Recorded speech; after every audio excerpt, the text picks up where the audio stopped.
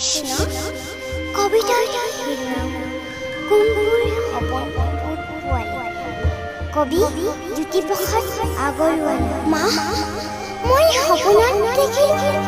দুটা ভূতৰ পোৱালি আৰু দুজনী নাম জিলিকা চকু টিলিকা টিলিকা টিলিকা পিলিকা পিলিকা জখিনী ছোৱালী এটা ক'লা এটা বগা নাঙঠ পিঠেঙত কথা পাতে তাকো ঢাকুত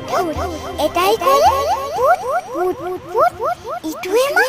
নাক জোকাৰি ক'লে ধুত ধুত 분신사바 분신사바 오이때 구다사이 분신사바 분신사바 오이때 구다사이